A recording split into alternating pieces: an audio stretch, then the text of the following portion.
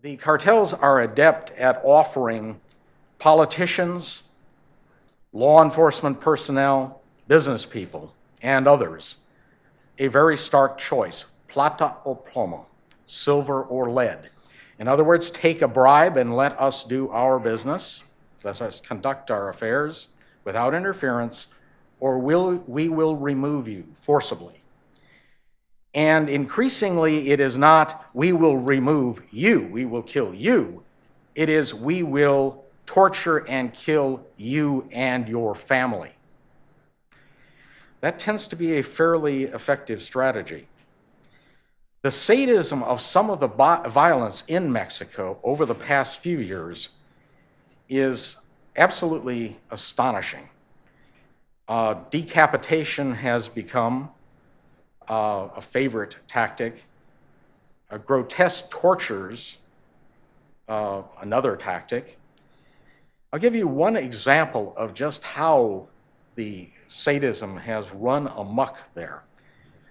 Authorities discovered a body in the streets of one of the Mexican cities, and nearby discovered a severed head. Now, this unfortunately has become all too common. But one unusual feature of this was that the head had no face.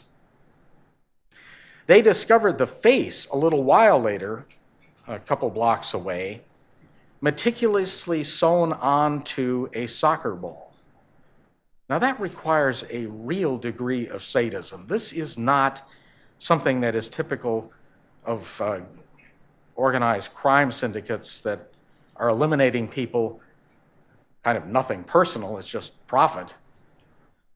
This is the kind of sadism that you've come to expect from civil wars where there is an ethnic, religious, or racial basis. And that is now becoming a very common feature in Mexico. Increasingly as well, the violence seems to generate sheer terrorism, not just to maximize the ability to conduct business. We also see the spread of violence, both north and south from Mexico. There's a lot of controversy about the extent of the spread of violence into the United States. There's been a fair amount of media hype about this. And more dispassionate analysts have pointed out, look, we don't have an epidemic of drug-related violence from Mexico spilling over the border into this country. And there's a fair amount of evidence to support that restrained view. For instance, a number of the southwestern U.S. cities have violent crime rates that are lower than the national average. So one would look in vain for evidence that there's a massive spillover of violence from Mexico. However, I think some caution about that is warranted. The problem of spillover seems to be much more serious in the rural borderlands rather than in the southwestern cities. And we're seeing examples of that in almost all of the southwestern states. There certainly is growing fear in Mexican-American communities along the border. Associated Press correspondent Paul Weber reported from Fort Hancock, Texas, with the following statement. When black SUVs trail school buses around here, no one dismisses it as routine traffic. And when three tough-looking Mexican men pace around the high school gym during a basketball game, no one assumes they're just fans.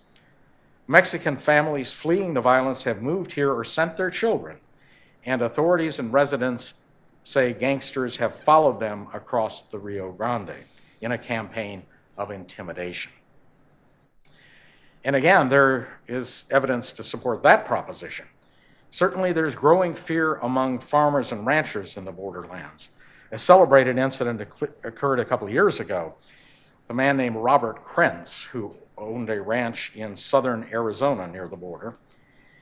And one day, authorities found him shot to death.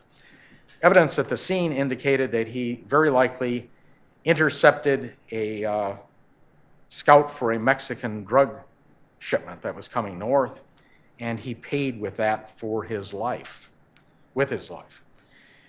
We have incidents in Texas, along the border as well.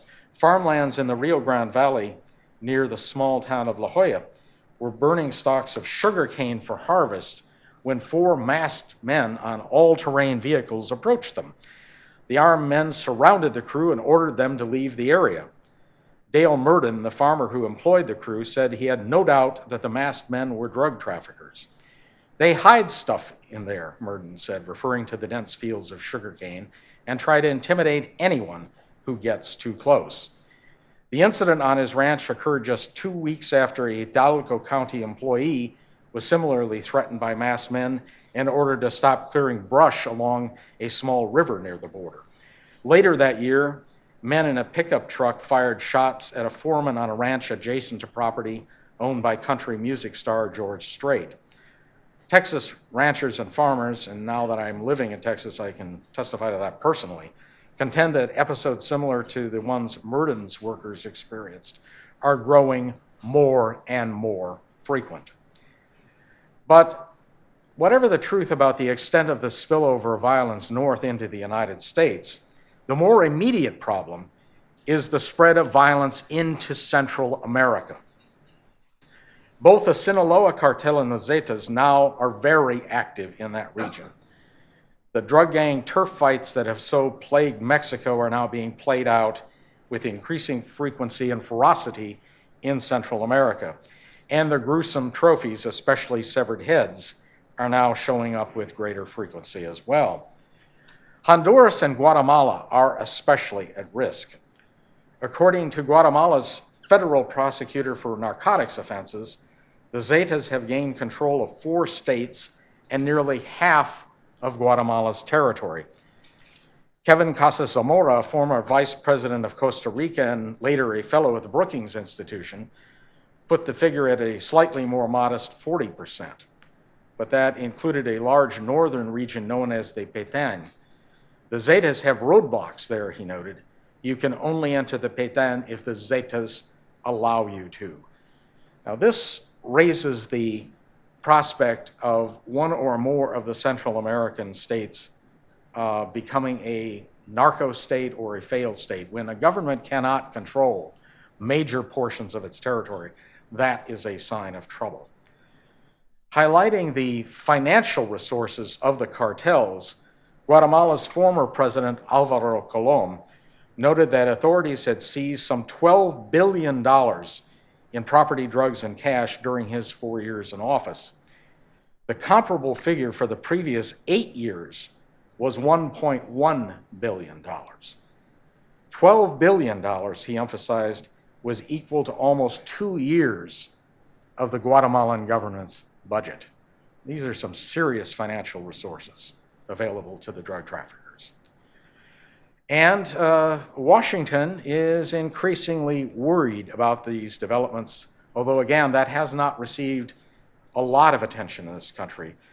But the US military has assigned some personnel to assist security forces in the Central American countries to battle the cartels. And the US Marines have actually been involved in a couple of shootouts earlier this year with a great deal of controversy among the populations of Central American countries.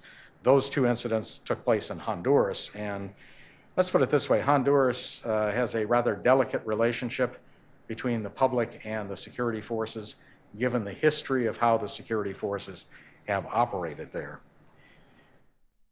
Central America is back on Washington's security radar in a major way for the first time since the end of the Cold War. And that is a very, very important development. Now, is there a solution to all this? Well, one strategy, and I think this is the one that is going to be pursued by Mexico's new president, Enrique Peña Nieto, is to try to restore the status quo ante, the situation that existed through, at least up through the 1990s. And that was essentially at a time when the Institutional Revolutionary Party governed everything. Mexico was, for practical purposes, a one-party state. And the Mexican government played a bit of a game here. They kept getting pressure from Washington to crack down on the drug trade, to wage a true war on drugs. But the Mexican government basically had an implicit arrangement with the cartels. That is, you keep the violence within bounds, and we will not interfere excessively with your trade. The product will go north into the United States without much interference. Yes, we get pressure from Washington, and we have to respond from time to time. We have to make a big show that we have made a raid and taken a lot of drugs into and confiscated. But don't worry about it. Most of the time, we're not going to really interfere with your trade. That situation broke down once the National Action Party won the presidency, and the Institutional Revolutionary Party, the PRI, no longer controlled everything. And under President Calderon, the second National Action Party president, things really have gotten out of control. I don't think Peña Nieto or anyone else is going to put this back into the bottle. You can't restore the status quo ante. And the reason is that the Institutional Revolutionary Party, and Peña Nieto is the leader of that party, no longer controls everything from top to bottom in Mexico. So the drug cartels, even if somehow they worked out an arrangement with the PRI leadership, that doesn't guarantee anything. National Action Party officials, or officials of the Party of the Democratic Revolution, the more left-wing party, don't necessarily have to go along with that. Mexico is a much more complicated place politically than it was in previous decades. And that makes a nice, simple de facto bargain between the government and the cartels very, very difficult to restore. Moreover, even if the status quo ante could be restored, I think that's only a Band-Aid solution. The only lasting solution is to defund the cartels as much as possible. And that requires a recognition that the strategy of prohibition, both in Mexico and in the United States, is inherently a failure. Former President Vicente Fox, who wrote the foreword to my book, got it right, unfortunately after he left office. He broke sharply with his previous positions, as well as the position taken by the Calderon administration. We should consider legalizing the production, distribution, and sale of drugs, he wrote very bluntly. And then he added a succinct, damning indictment of both Calderon's drug policies and those of his own administration. Radical prohibition strategies, he said, have never worked. And that is the bottom line. He stressed that this wasn't implying that drugs were good or that they didn't harm those who consume them. Although he did note correctly that countries that adopted serious drug law reforms, like Portugal, had not experienced an explosion of either drug use or crime rates. And that, I think, is a definitive response to those who always argue, if you end the war on drugs, everyone is lined up at the starting gate just wanting to use drugs. And so you're going to get this massive explosion of use. The evidence indicates that simply is not the case. Fox's reason for abandoning prohibition was based on a realistic assessment of economic realities. Legalization, he said, is a way to strike at and break the economic structure that allows gangs to generate huge profits in their trade, which in turn feeds corruption and increases their areas of power. And he's not the only one who's coming to that conclusion. A number of other significant foreign leaders, past and present, have reached that same conclusion. Richard Nixon declared a war on drugs 4 decades ago. It hasn't worked, and it has caused enormous, ugly side effects. Nearly 90% of the retail price of illegal drugs is due to the black market premium, and abandoning prohibition would strike a major blow at the revenues of the drug cartels. Indeed, just legalizing marijuana would be a significant blow. The best estimates are that 30 to 35% of the Mexican cartel revenues come from marijuana. We certainly see changing attitudes not only internationally, but we're seeing a change here in the United States. Recently, former U.S. Representative Tom Tancredo of Colorado, as well as the GOP nominee for the U.S. Senate in Washington state, endorsed the ballot initiatives in those states, effectively legalizing marijuana for private use. A Gallup survey, very detailed one late last year, found that 50% of respondents were in favor of legalization, only 46% opposed. A majority of both Democrats and independents were in favor, and a majority of those under the age of 45. The only groups that were solidly opposed to legalization were people over the age of 45 and especially elderly Republicans, those over the age of 65. Now, one doesn't have to be an expert on mortality tables to figure out that for advocates of legalization, the demographic trends are quite favorable. And of course, we've seen the recent poll that Chris just cited from Rasmussen, that, again, the tide is turning against the drug war, and understandably so, given its terrible effects both here in the United States and abroad. The result of the referenda in Colorado and Washington state further support that, where voters in both states approved measures to legalize and regulate marijuana. If we want to curb the power of the Mexican cartels and the threat they pose to both Mexico and Mexico's neighbors, including the U.S., we need to repudiate prohibition. That strategy did not work against alcohol in the 1920s, and it's not working today. Now, one has to convince the Drug Enforcement Administration that prohibition in the 1920s didn't work. They actually have something on their website that indicates they think prohibition worked quite well because it did cause a decline in per capita consumption of alcohol. Well, I mentioned in my book that's a little like looking at the balance sheet of a corporation and looking only at assets or income and not at liabilities or expenses.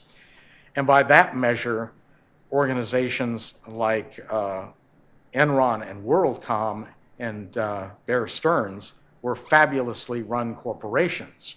But if you look at the true balance, not just any benefits of prohibition, but the costs, financial and societal, of prohibition, I don't think anyone in his or her right mind could suggest that prohibition in the 1920s worked. The reality is, then and now, prohibition only empowers gangsters. There is a tremendous demand in the United States for illegal substances, particularly marijuana. And our choice is not between suppressing that trade effectively or tolerating it. It is a choice between having that trade in the hands of legitimate businesses or having it dominated by extremely violent, ruthless criminal elements.